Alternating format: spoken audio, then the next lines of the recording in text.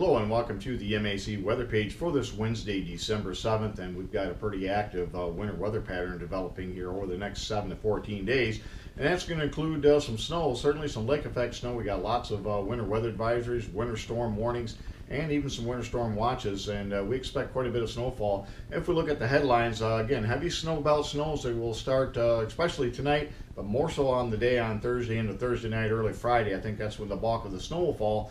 And again, we got lots of watches and warnings, and we'll show you those here in a minute. And then I think a widespread snow could move into the area here over the weekend, especially Saturday night into Sunday night, the way it looks right now. The models will downplay this a little bit on this the latest runs, but again, that's what the models do from day 4 to day 6. They're going to be up and down with some of the snowfall totals, but I think there's at least a fair chance we could see 4 or more inches of snow as, again, we get into Saturday night through Sunday night into early Monday. And again, we're going to have to continue to watch to see if there's a secondary development on that, and I think that's what the models are a little bit losing today. And again, we'll continue to follow that system over the weekend. That could have a bigger impact for much more of the MAC area. If we look at the normals of the day, our normal high is 35, the normal low is 22, and you can see 80 years ago we got down to 0. And if we look at conditions around the lower 48 yesterday, the highest temperature was 90 degrees at Stuart, Florida, and the coldest temperature, minus 24 at Jackson Hole, Wyoming. If we look at the conditions around the MAC area yesterday, first of all, you can see up to this date, we're running about 7.7 degrees per day above normal. That's going to change in about 5 or 6 days. You should see that down close to normal, or maybe start to slip below normal as we expect very cold air to move in. And you can see the warmest temperature yesterday, 41 degrees. At Lansing, the cold spot at St. Thomas, minus 3 Celsius, which is 26.4 degrees Fahrenheit, and precipitation heaviest amount down at Blissville at 21/100ths of an inch.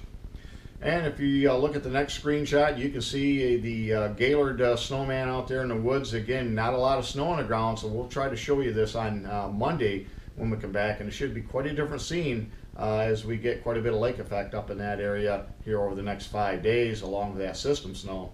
You can see this morning temperatures mainly in the low 30s across the area with plenty of cloud cover. And again, you can see the number of winter weather advisories, winter storm warnings, and then winter storm watches off into the southern rural counties bordering Indiana.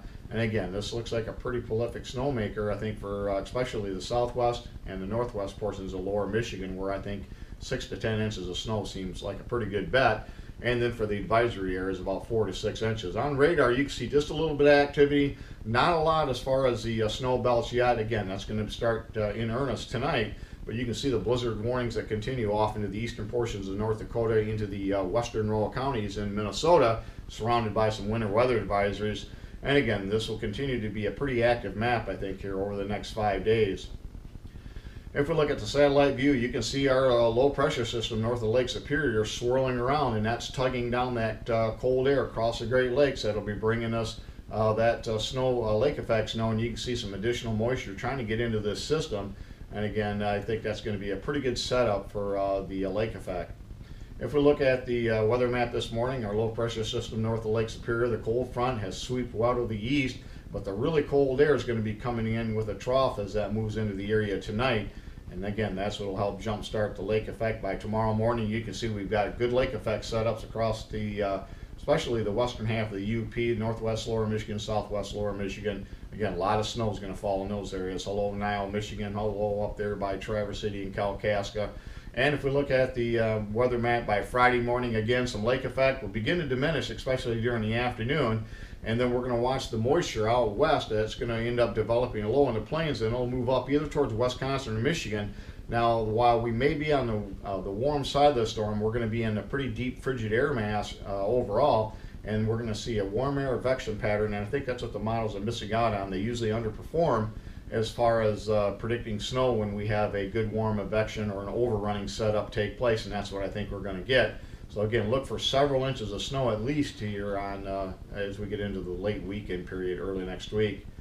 As far as moisture over the next 7 days, you can see where there's going to be a tremendous amount of snow in these areas of yellow and even some orange, indicating about the liquid equivalent of an inch to as much as an inch and 3/4. And that's a lot of snow. We could see up to 1.5 to 2 feet of snow across portions of the western UP. And I think, again, over a foot of snow is likely in portions of southwest lower Michigan and up towards the northwestern areas as well.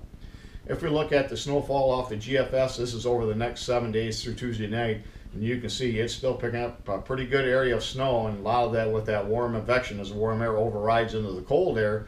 And again, it's not really showing much of these lake effect areas, the models aren't, but some of these areas are going to see a lot more than this. But you can see a wide spread area across lower Michigan of between 6 and 10 inches of snow, and that includes us in much of the MAC area as well. The Canadian also shows that warm air advection, not quite as impressive as it was yesterday, and the European model is even much less robust as far as that snow. But again, that's what usually tends to be the case, is they try to weaken and dampen out these systems as they move our way. And if we look at the extended outlook, you can see temperature-wise, the next 6 to 10 and 8 to 14 day outlooks keep much of the Great Lakes very cold, and also we expect above normal precipitation for both the 6 to 10 and the 8 to 14 day outlook. What that means is certainly it's snow in the cards there. Thanks for stopping by, and have yourself a great day, and 73s to all.